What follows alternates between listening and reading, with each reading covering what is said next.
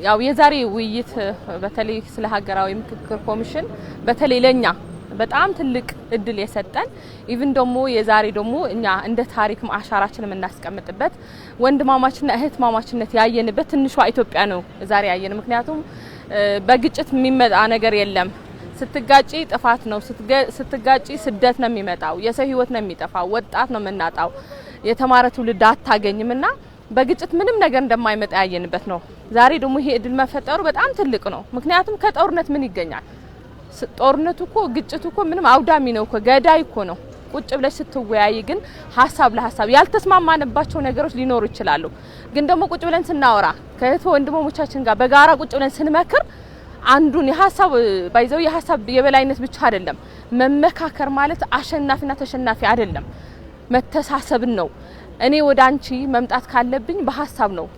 አንቺን በማይጎዳ መልኩ ሀሳቤን ሼር አድርጌ እኔን በማይጎዳ መልኩ ከሆነ ምን ችግር አለው ብንመካከር? የዛሬ ደግሞ ትልቁ ነገር ነው እኔ ያየሁበት። እርግጠኛ ነኝ ደግሞ የዛሬ ከዚህ በፊት የነበረውትን እየተመካከረ መጥቷል ክልሎቹ። ዛሬ ደግሞ እንደ ኢትዮጵያ ልንመካከር እዚህ በጋራ መተናል። በእርግጠኝነት ሁኜ በሙሉ ተስፋ የምናገረው ነገ ትልቋ ኢትዮጵያ የምናፍቃት ኢትዮጵያ አንድነታችን የምናይባት ኢትዮጵያ ትሆናለች የሚል ሀሳብ ነው ያለኝ። ምክክሩ ትልቅ እድል ነው የሰጠው። ያው ቀጣይ ደግሞ እኛ የምናነሳቸው ጥያቄዎች ይኖራሉ።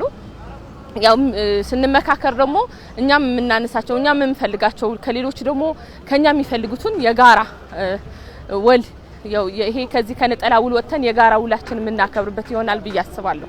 እዚህ በርካታ የትግራይ ተወላጅ ከትግራይ ክልልም የመጡ ኢቭን ደግሞ እዚህ ያሉት የትግራይ ተወላጆች በርካታ አሉ። እኛም የምንፈልገው የትግራይ እናት ማልቀስ ይውቃት። ትግራይን ሰላም ያስፈልጋታል። ትግራይ እንደሌሎች ክልሎች ላይ የጋራ የሆነ ነገር ያስፈልጋታል፣ ልማት ያስፈልጋታል።